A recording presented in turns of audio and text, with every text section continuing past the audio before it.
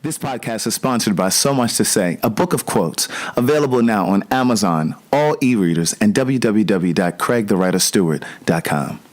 For 36 years of my life, my mother had led me to believe that I was adopted and that I was born on July 13th. She finally decided to tell the truth when she was ready. And when she told me the truth, but the birth certificate showed my real date of birth, which was April the 13th. So you were 36 years old? 36 years old. And why did your mom lead you to believe that you were adopted? Because she believed that she was going to lose her job. So my mother had been married. She and her husband were divorced. She had 4 children with him. And she ended up having a relationship. And out of that relationship, I'm conceived. Okay. And she's teaching school. So she hid the pregnancy. She went away to another town.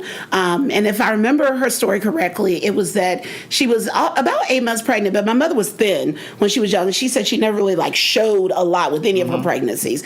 So, or it took her a while to show. So when she was around her, I'll say her 7th or 8th month, just giving her the benefit of the doubt, she went to Tarboro, North Carolina.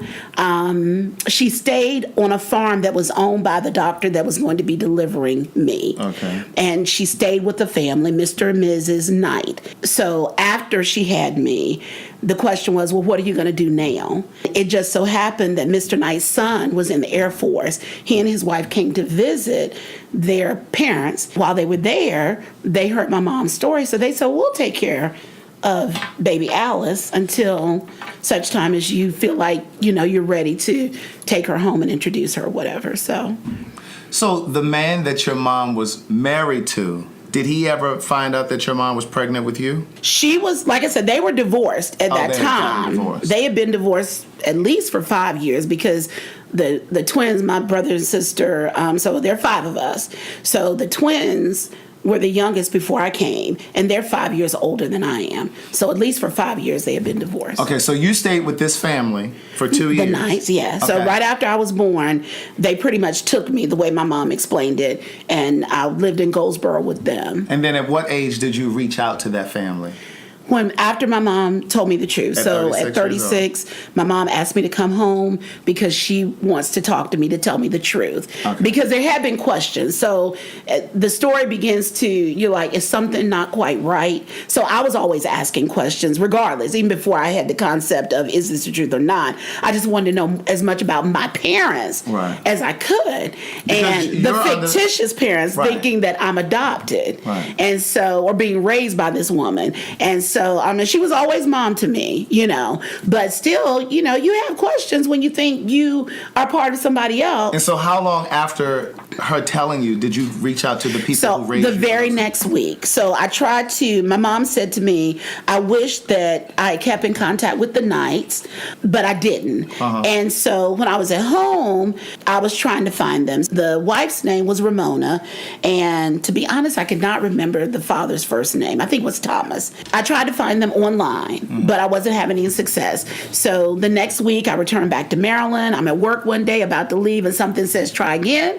So I get online and I remembered he was in the Air Force. So I go to military.com. I do a search for his name. 2 names come up. So just kind of out of the process, I knew where his parents lived, and I knew at that time he was stationed at Seymour Johnson Air Force Base. And so I'm thinking, if I was in the military and I wanted to move close to home but didn't want to go back home, where would I go? So Rocky Mount, North Carolina. And so I called that number, got home that night, hadn't heard anything. I left a message. What did your message say? The message basically said, my name is Alice. If you're the right family, 36 years ago, you did something wonderful for my mother and I. And I just wanted to reach out to you. If it's you, you'll know. I got home, hadn't heard anything, and I never will forget, it was about 7 o'clock.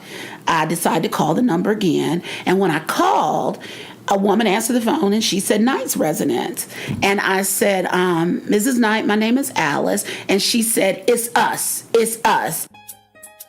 This is very personal work for me. Politics. I believe I was called to tell my story, use my voice, be a voice for the community, to speak to and for a community of people that's been ignored, denied, love. overlooked. Religion.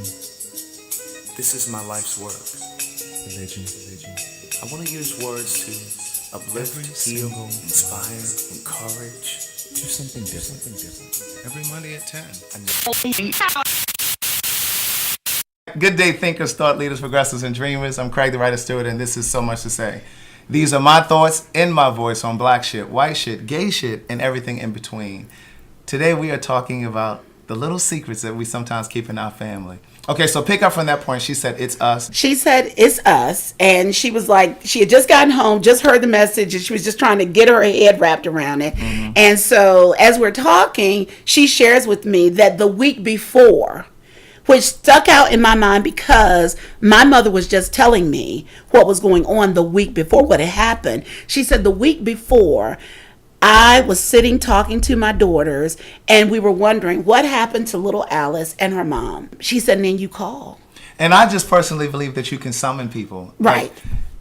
The fact that that lady had this burning desire to know what happened, I think that put things in motion. Yes. In the spiritual realm. And then here you come calling. Yes. Well, it possessed your mom to Yes. to call you and say, I want to tell you something. Mm-hmm. And then it provoked you to go online.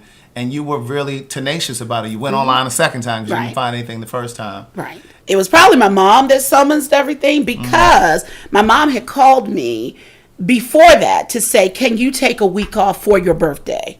And I said, sure, And so I go home in July because that's when my birthday was. As I air quote, that's when I thought my birthday was.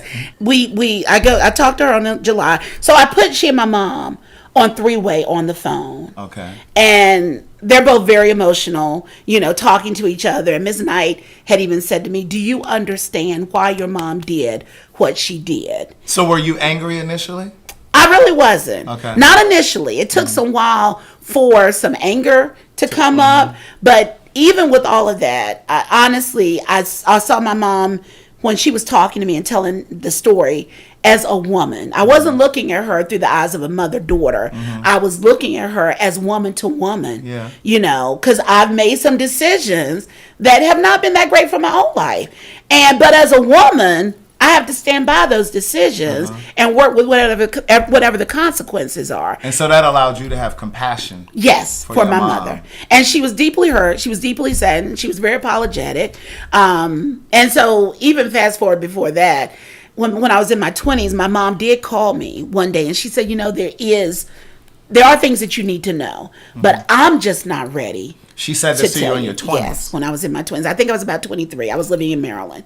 And she called me on the phone and we were talking. And I went home often, but I think I'd said something to her maybe a month or so before about medical records. If it's something really going on, I just need to know because you just never know what could pop up. And so she called me and she said, there are some things that you need to know, but I'm not ready to tell you. Okay. And so when she said that to me, because she said, have you ever seen The Bridges of Madison County? I said, yes. I love that movie. I was thinking I would just write you. I said, Mama, what you're not going to do is put this in a letter. I said, that's what you're not going to do. I said, Mom, I can't. Now that I can't deal with. And so she was like, but I'm just not ready. I said, Mama, please. So let me ask you this. Yes. Does your mom have sisters?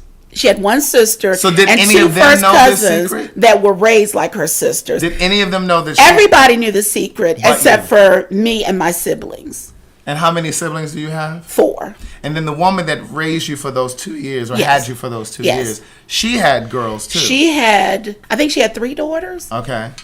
I think it's 3 daughters total, 3 or 4. Two older than you and one that's younger than you? And one that's younger than me. And they remembered you? The 2 older ones definitely remembered me, but they had shared me, even though I was only there for 2 years, with their sisters. The youngest one knew of me. Because the older 2 had talked so much and the mom. And so Mr. Knight had a stroke. Okay. So I never had a chance to meet him. He has passed on since that time. But so from July, when I go home for Thanksgiving, my mom says, so I decided I'm going to take you to meet Mrs. Knight. Okay. And so we drive. And you're how old at this point? 36? I'm 36. Okay. I'm 36. So we drive to Rocky Mount. Mrs. Knight is at work, and we go to her job because she works at a bridal boutique. Because you've already had conversations on the phone at this point. So we know some things. Right. Okay. Yeah. And so, But you hadn't seen each other. had never seen each other. Okay. She had not seen me since the day my mother, however it happened, Right. took me from her home. And she hadn't seen your mom since then. And she had not seen or heard from my mom until that day that we talked on the So phone. the two of you show up at this lady's job. Yes. And Okay. my mom says, with the lies again. Well, like, she's with still the lies lying. again. She's still lying. Mama, we can work with you in these lies, Mama. So she says, we're going to tell her that you're here to shop for a dress. And that she got you're the getting nerve. married. She got the nerve to be coming up with a lie. She did. So Miss my mom's Knight, very creative. That's where I get my creative spirit from. So she writes so Miss Knight worked for a bridal shop. bridal shop. So she tells you, your mom tells you before going in, Yes. we're going to tell her that you're getting married. Yes, and we're shopping for a dress. Okay. So we go in and we present that story to Miss Knight, and we see her name tag, so we know we're talking to the right person. Mm-hmm. And so Ms. Knight says, okay, come with me, you know. So when is, I don't even think she really asked us any questions. She was very silent. So she walks a couple of steps and she turns around and she said, Alice and Naomi? And that was the end of that. Just everything else was just tears, tears, tears, tears, tears. You know, she's like, oh my God, oh my God. She calls her daughter who lives there, come down to the shop. Alice is here. Her daughter brings her whole family. She calls the other two daughters who are in other cities, and she has them on the phone long distance, and they're talking to me. And I'm thinking to myself, I just don't remember anything. Yeah, right. They're sharing all these memories Right. with me, but I don't remember a thing. So your mom, do you think that she hid it because it was an illegitimate? She says, Situation? my mother says, and she sticks by what she said. Well, we already know we can't really trust mom. Don't you talk about my mama. Go ahead. Don't you talk about my mama's biscuits. No, so she said that, yes, because it was an illegitimate pregnancy, an illegitimate child that had been produced, that she didn't want The that, shame. you know, she didn't, well, her words were she didn't want to lose her job. Got it. However, knowing my mother the way I know her, my mother has always been one that says, what will people think? Yes. So we come from a family where We come from a culture. and a culture where it wasn't like prestigious, but everybody knew my mom. Yeah. Everybody. We're in a small town. My mom was born and raised on the same farm that I was raised on. Right. Her mother before her was born and raised on that farm. Her mother's mother was Yeah. raised on that farm. Right. So we have our great aunts and uncles for us who are still alive, and they were very supportive of my mom and her decision. And so they helped everything. My great uncle used to carry my mom. He would drive her to Goldsboro, and she was like, even today, she's like, I don't know why I always got him to drive me. And maybe because she was nervous, I don't know. But she would always get him to do the driving. And the aunt that helped raise her when her mom died, she's definitely one for, you know, people can't know this Right. type thing.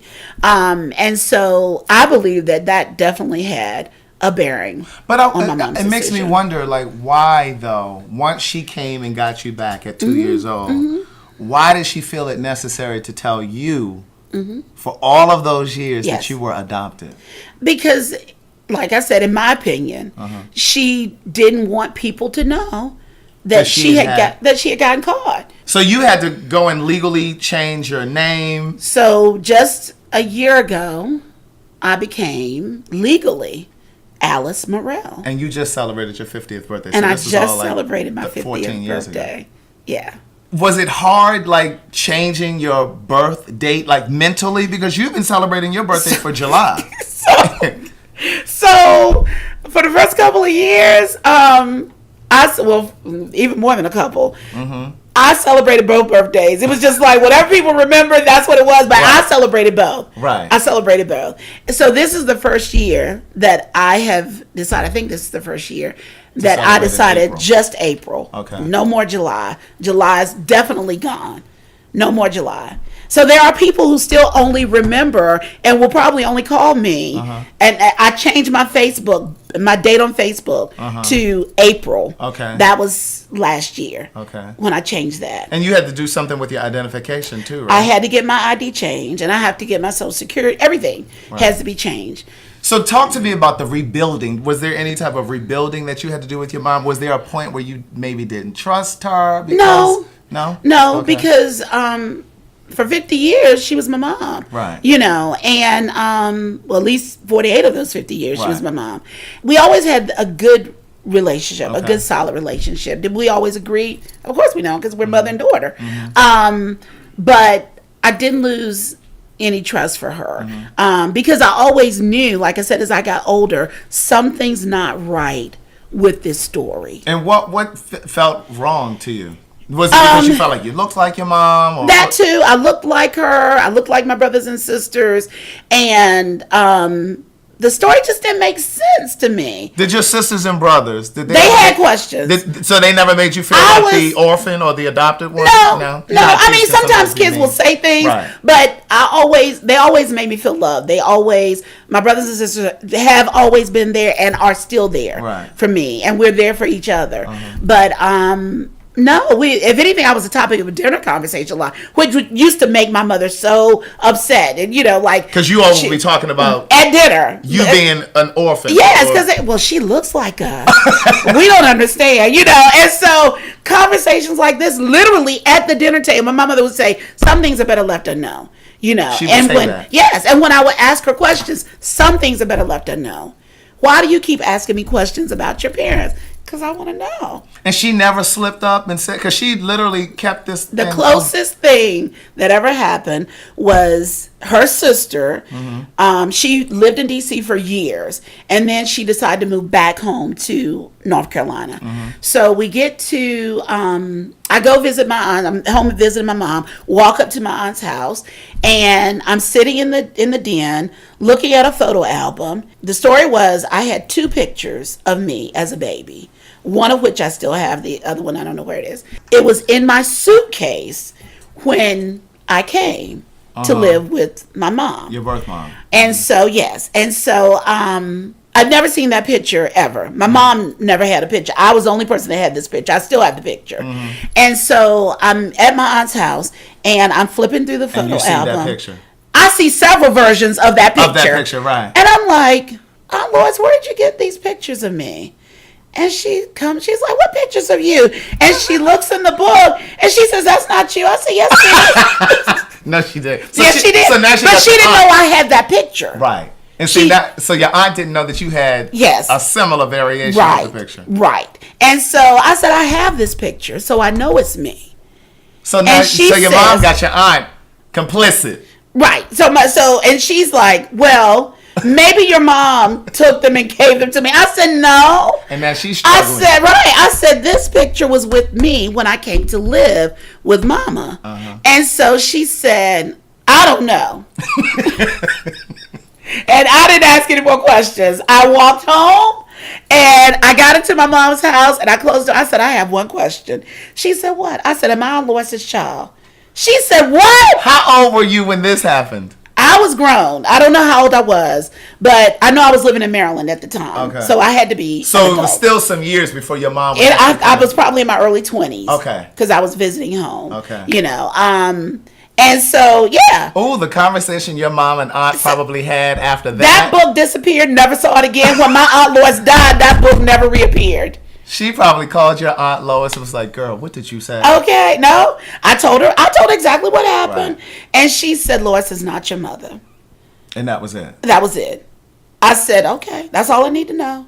That's all I need to know." She said, "Okay." So you said there was a point where your mom was going to quote unquote legally adopt you, because this is the story she's telling And you. she's sticking to it. And so she was going to legally adopt you. She hired an attorney.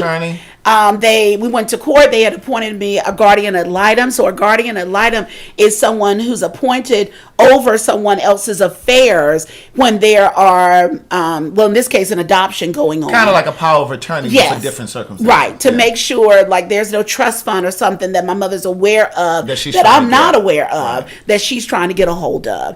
There was a petition to my parents put in the newspaper.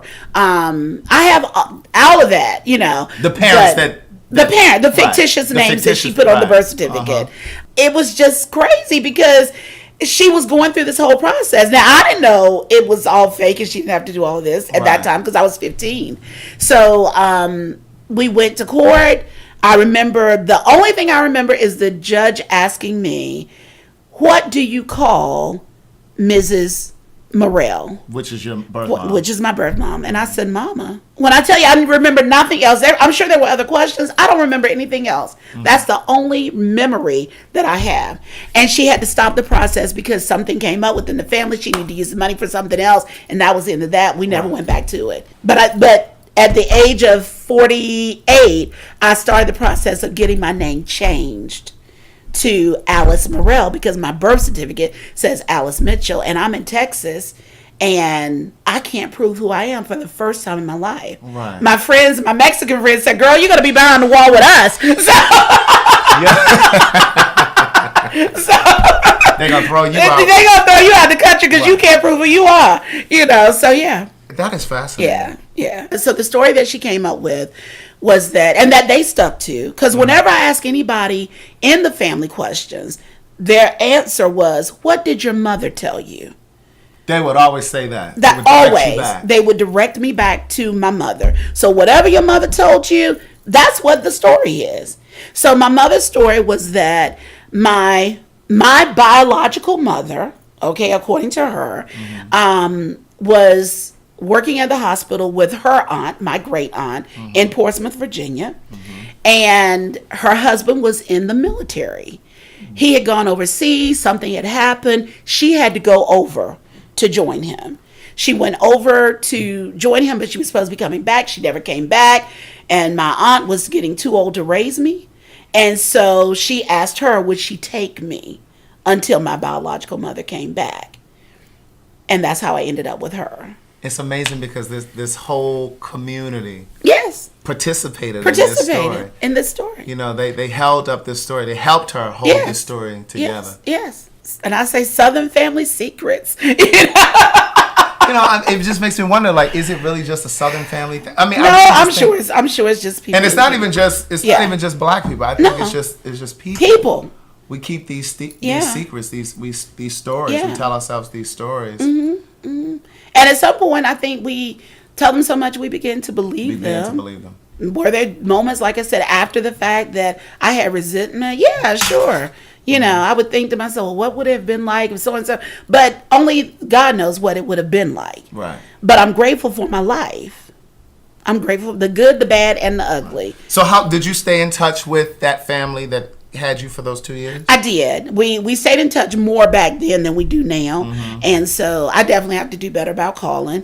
But yes, we stayed in contact. This story kind of reminds me, I was watching something probably a couple weeks ago, and there was a black woman, but she was really, really fair-skinned. Yes. She's an older woman. Yes. She's deceased now. But her daughter, who appeared to be white, yes, had been told by her mom all of her life that she was white. But the mom was really black. She was passing for white. She was passing for white. She was married to a white man. So the daughter who was telling this story on this talk show, again, she looked white in appearance, but she was actually black. And she said her mom lived her life as a white woman. She wore gloves. There were little details, like you said, there were little details that she picked up on that she didn't understand. She would always ask her mom, well, why do you always wear these gloves? Like, she would always wear gloves. She's never, like, seen her hands without gloves. Wow. So I guess her hand, because, may have been darker. That's right. They tell you true color. Exactly. So she always wore gloves. She always wore makeup, like face makeup.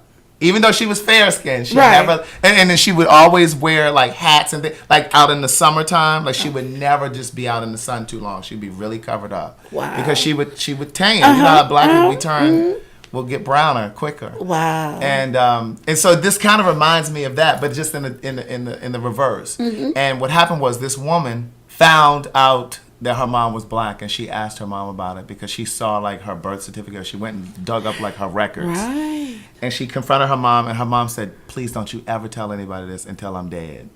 She said, don't ever tell anybody this. And she basically explained to her that she lived this lie because it's easier in this world, in this life, as a white woman or as a white person. Yeah.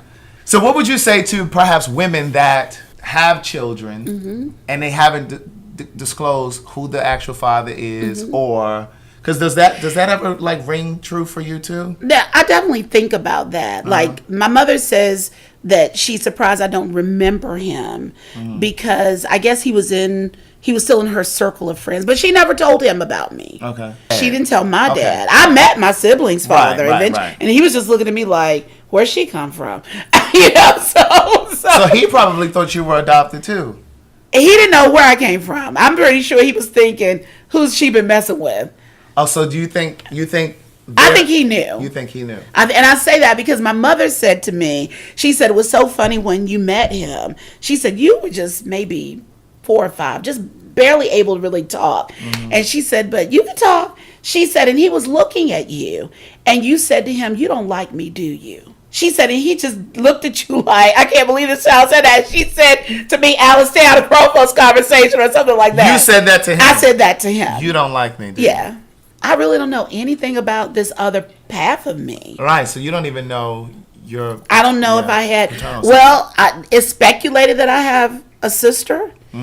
I even speculate who that sister is. Have you ever because thought about like looking for them? I could probably go home and walk up to her door and say, "Hey, guess what? We might be sisters." So why do you think she's your sister? Because of some things that my mom shared with me. Your mom said enough to kind of lead you to believe that. Yeah. And another reason why she and this man did not stay together is because that young lady and I are the same age. Oh. So that will help you. Oh. Yes. I would encourage people, as hard as it is to tell the truth, when your children start asking questions, they're ready to know. And so when they start asking questions, you might not be able to give them everything at that moment, but you should start out with something To satisfy the question, because children don't ask if they're not ready to know, and they don't ask if they can't handle the truth. And that goes for anything. That's what these parents who avoid these conversations around exactly sex education. Exactly. Everything, whatever. particularly sex education. Because being a child who was also molested, my mother was raised at a time where she says, we didn't have those conversations. So I was molested. I didn't tell my mother until I was in my 30s or 40s. My mother never knew. Until this day, she does not know who molested me. You haven't shared it? I have not shared it. It was my mother's father. Oh, wow. It was my mother's father. And he lived next door to us. And he... So your grandfather? My grandfather. Yeah. My grandfather. Not her biological father. Wait, let me say. Stepfather. My mother's stepfather. Okay. But he raised her. Okay. So she knew who her biological father was, but he wasn't as that active in their life. It was her mother's second husband. And, you know, I kind of idolized this man. He began to touch me inappropriately. And how old were you? I'm going to say, because I honestly can't remember, I'm going to say I was probably I had to be about 9 or 10, based upon my memory. And I just remember sitting on his lap one day at his house. Like I said, he lived next door. And he just began to touch me. I didn't know anything about sex. My mother didn't talk to us about sex, or didn't talk to me about sex or anything. So I didn't know good touches, bad touches. Right. We didn't have those conversations. I don't even know if back then they had those conversations. I don't know. Right. My mother would make certain comments about being around men, but I didn't understand the comments because I didn't know what she was talking about. So, And how long did this happen? I'm going to say it happened for about a year. But honestly, again, my memory is so shallow for that. And I don't know, it's because I blocked some of it. I remember certain pieces, but I also remember literally, and not being super spiritual, but I can only explain it as God saying to me, don't go back over there unless you have to. Right. So the only time I went to my grandfather's house after a while was when my mother said, go to daddy's house and get so-and-so for me. I went over there, I got what I had to get, and I left. He never addressed it. He never said to me, don't tell anybody. He never said a word. But in my mind, I thought, if I tell my mother, she's going to kill this man. Because then I began to realize, this is what's happened to you. This is why you can't go back over there. I wonder if there was any history of sexual abuse between him and your mom. If it was, she didn't tell it. Right. And even when I told her that I'd been sexually molested, she never said to me, it happened to me as a child. Right. The only thing she said was, she asked me who was it, and I said, well, it's not important because they're long dead and gone. And I don't think any good will come out of you knowing at this point who it was. She doesn't know who it was. So do you think you'll ever tell her or no? I don't see me ever telling Right. her. Have you forgiven him or made peace with it? Oh, definitely. Yeah. Yeah, definitely. Did you ever seek counseling for that? For any of this, really? Not really seek counseling, but I've had some. Okay. So when I'm in college, fast forward, when I thought I had dealt with this, The abuse and then part. there were other pieces from other people that happened in my life, from other men in my life, Okay. who should have been father figures, whatever, you know. So you were sexually abused by multiple men? I was inappropriately touched Right. by. And so when I say molested, I want to be very clear. He never penetrated me. Right. Right. But if I had continued It would to have the come to that relationship that I had with him, because he did expose himself to me. And even that, I didn't understand what was going on. I was like so ignorant to sex. But I had been kissed inappropriately by a father figure. And so that's why I said there were other things. I had been asked, can I touch you there, Right. by a father figure. And I was like, what? You know, when they asked me, I just didn't understand. He just let it go. But so I'm in college and I gone home. So let me go back. I gone home for a break. And my father figure, the only father figure I ever had in my life, he got drunk and I'm going into the bathroom, I think, to curl my hair or something. And he's talking to me. And then all of a sudden he just lunges forward to grab at my breast. And I jump back, and he jumps back because it scares both of us. And he's like, I'm so sorry. And I just slammed the door in his face. I don't say a word to my mom. So this person is the same man that you said to as a child, you don't like me? No. No, this is my mother's second husband. Oh, okay, your My mother's mom's second. second. I'm sorry. It's a lot of holes in the story. Yeah, okay, So no it's a problem. lot to the story. I apologize. So I go back to school, and I'm thinking I'm okay. But I just have a breakdown. Yeah. And so one of my best friends says, you need to talk to someone. So I had one professor who, oddly enough, we weren't close, but I felt like I could trust him. And I went to him and I just started telling him, and he's looking at me like, oh my God, Alice, you know. And he said, you have to tell your mom. Did you? I told her about what happened in the bathroom. Okay. That was all I told her. I never told her that he tried to kiss me Right. years and years ago. Right. Never told her he asked me, could he touch you, me? right. Never. Didn't tell her about my grandfather, didn't tell her anything. I just told her about that one incident. And I don't know how she handled it, but she handled it in whatever way she handled it. I had resentment there because in my mind I was thinking, She should leave him. she's going to leave him, even though I'm a grown woman at this point, you know. I'm thinking she's going to leave him or something, you know. But that didn't happen. And so maybe if I told her the other things, I don't know. But I'm telling her, I'm 20 years old, 20, 21, whatever. And I'm telling her that he reached out to me. So maybe she's thinking, you know, well, he's looking at her as a grown woman, but he's known me since I was a baby. I don't know what her thought process was. And in my mind, I said to myself, with my grandfather, she's going to hurt him, you know, and then I'll be without my mom.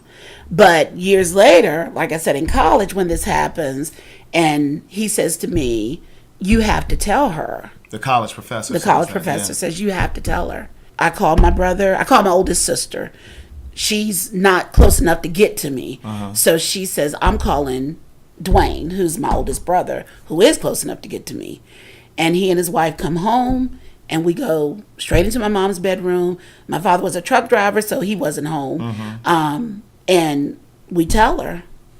And she's sitting there like, what? You know. And so when he gets home, like I said, I don't know what happened. I have no idea what happened. But he never moved out. They never divorced.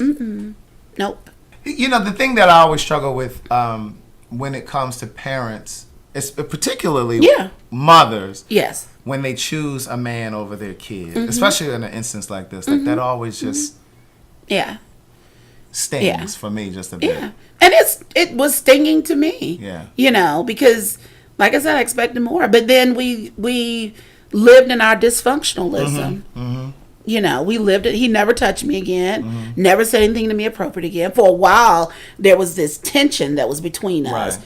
because I wasn't trying to really hear anything he had to say. But at the same time, this is the only father figure you've ever known Right. still. So I'm trying So to it's be hard to divorce yourself it's from. Yeah. very hard, you know. And so I remember one day driving, and I got to the end of our driveway, and I stopped, and I put the car in park, and I just began to pray.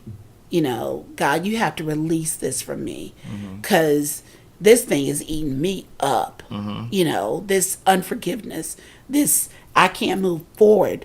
You know, it's eating me up. He gave me a sense of peace around it, but I still hadn't gotten to the place where I had really dealt with it. Right. So your relationship with your mom, has it ever been fractured because of any of this stuff? No. No. And I think that speaks to the willingness to forgive, a child's willingness to forgive a parent. Yes. No matter what Yes. a parent takes them through. Yeah, she's still my mom. I love her. You know, I call her every single week. Sometimes we talk 2 or 3 times a week. I go to visit very often, you know, so nothing ever really changed. We've talked about it. And I did tell her, you know, that I had some feelings around it, but, you know, we're going to move forward. Right. So, Well, thank you for sharing your story. you're welcome. I appreciate it. I never thought I'd be sitting up here anywhere sharing the story. Sharing all of this. Listen, divine intervention. Divine intervention, divine connections. If this is your Thank first you for time listening, allowing me to you're share. welcome. Thank you for sharing it. If this is your first time listening to So Much to Say podcast, please be sure to subscribe. It's available for free in SoundCloud, Spotify, Google Play, Stitcher, Apple Podcasts, TuneIn, wherever you can listen to a podcast. Each and every Monday, we drop a new show at 10 a.m. Eastern Standard Time. Please share this podcast. Be safe. Keep loving yourself. Wow. I think that was good. Wow. Thank you. Yeah. Wow. I'm sorry, I was asking him more questions. I saw you. I was like, and then I was like- when you showed me that, I was like, I cannot read what that says because I'm not wearing my glasses. Who was it? You know what? Because And again, then I stumbled over he has it. a lot of followers, and when we get into those kind of conversations, molestation, Yeah. you know, and then what's very important, you know, where you penetrated or not. A lot, Right, of people, and that's why I made that it is a clear difference. because There for is. some people, and I don't want to what's the word I'm looking for, to minimize That's what I was gonna what say, other yeah. people have been through. Yeah. You know, because some people, oh, that was nothing. It wasn't anything to you. But it really was something to me because when I tell you I loved my grandfather, I just was always granddaddy this, granddaddy that, granddaddy this, granddaddy that, you know. And for him to Cross that line. To cross that line. And to violate your trust. You know. And I, when he died, I did not cry at the funeral. Yeah. And he died in a car accident. He was decapitated in the car accident. And I didn't get any joy out of it, but I'll be honest, I didn't cry. Right. I was like, he's gone. Right. And I remember, now that day I remember like it was yesterday. I was getting ready for school. I was ironing my clothes. And so he walked in the house to come in to tell my mom he was going to Virginia to see his brother. And I remember I didn't have on a shirt. I had on my bra, but I didn't have on a shirt. So as he's coming around, there's a wall that separates that from the living room and the Right. dining room. So as he's coming this way, I'm coming around this way so he can't see me. Right. And so he leaves out, and fast forward, he was supposed to be coming back the same day. Somebody was riding with them. My mom sees one of her friends who is a truck driver, like, you know, JB was, her husband. And she's talking to him on the CB. I'm in the car with her. And she says, he says, oh, it was a terrible car accident in Suffolk, Virginia. Whaleyville, actually, right outside of Suffolk. And he said it was a truck, a school bus, and a car. Wow. He said it was just horrible. Traffic was backed up, for the longest time. And she said, an 18-wheeler? He said, yeah. She said, well, thank God it wasn't you. So we go home about 7 or so at night, a knock at the door, and it's the sheriff's department saying, your father was in a car accident. We need for you to come to identify the body. And that was like the end of her world for her. It was very hard for her. And I helped her as much as I could through the process, but again, I didn't cry at the funeral, So do you think, with that being said, because obviously he was her world for whatever reason, do you think is that the reason why you didn't tell her? Because probably that too, because it would shatter her vision of him. It would change her perception. Yeah, he was the father that raised her. So her biological father, she knew him, but they didn't have that relationship. Right. He was in Baltimore. She was in North Carolina.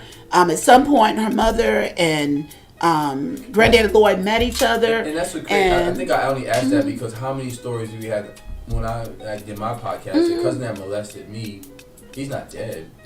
But when he molested his sister, once I came out and said he molested me, other family members said he did the same thing. But because he was that star cousin, he was a football player. Right. There was a lot of things he had going on. The family looked at him in high regard. Right. And it goes back to what you said. Your mother said, we don't talk about that stuff. Right. We never talked about that. They don't talk about, sex in particular. Right. And her thing is, she said when Aunt Adele was pregnant, she said, I didn't even know she was pregnant.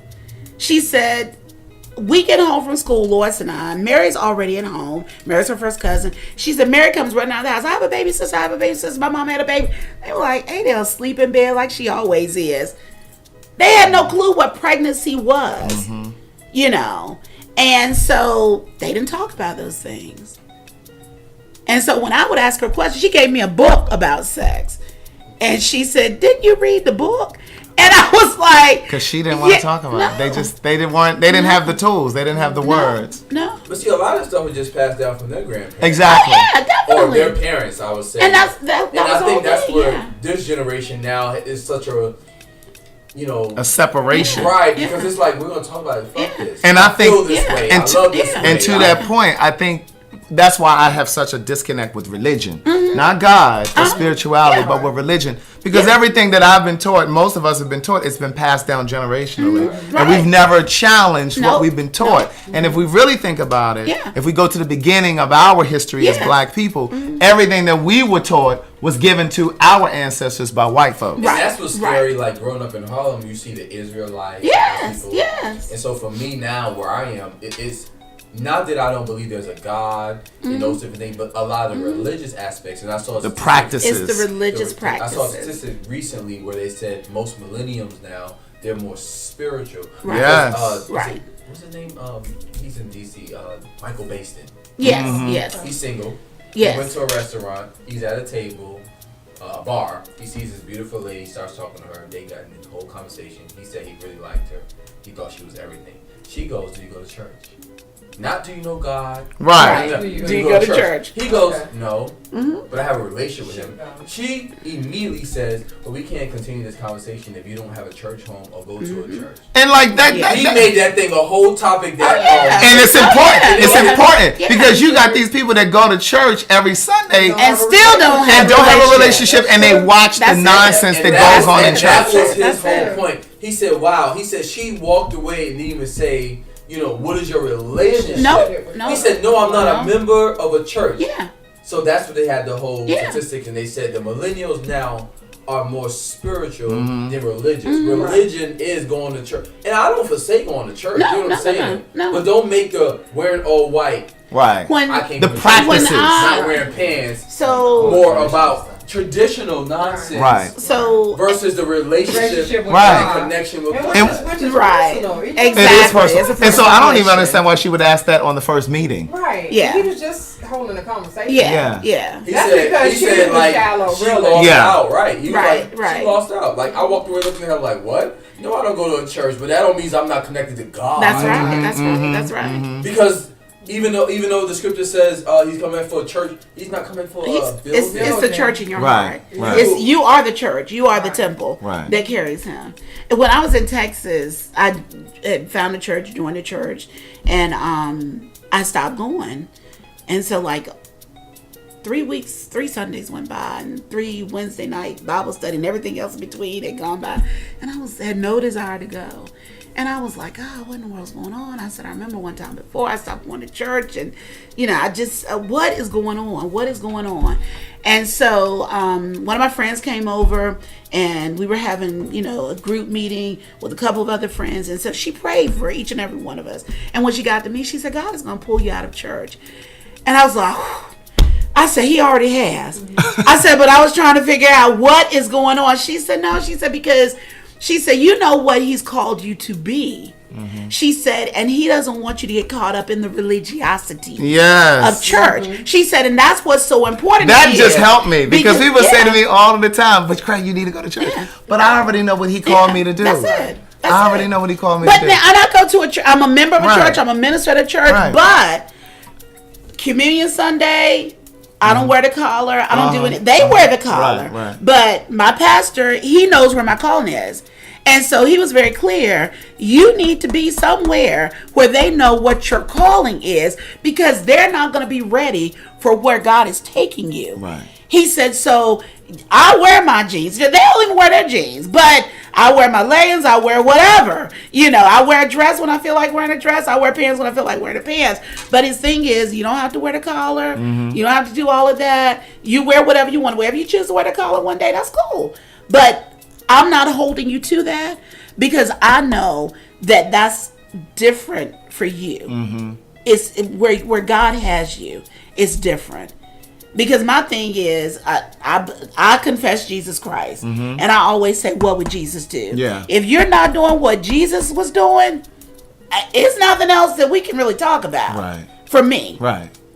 So that's where I am. Yeah. So my collar is, as a matter of fact, my whole outfit is actually at their house, hanging on the door somewhere, But that's where God has me. Right. Because I gotta meet the people where they are. And everybody can't see beyond the collar. Right. So the blessing out of the car accident that my grandfather was in was that there was an 18-wheeler, there was his car, there was a school bus. Had his car not been there, most of the children on the bus would have been killed. Yeah. So he was the lamb. Yes, he was a lamb. Yeah. He was a lamb. The driver of the 18-wheeler fell asleep at the wheel, and the school bus had stopped. The young man was getting off the school bus, and he said, I could see what was about to happen, but it wasn't enough time. He jumped into the ditch. For the longest time, when you drove by where the accident was, there was a black spot in the middle of the street because the car imploded. Oh. So as it's being crushed between the bus and the truck, it implodes, excuse me. And but the blessing was that he was a sacrifice. Right. He was a sacrifice. Wow.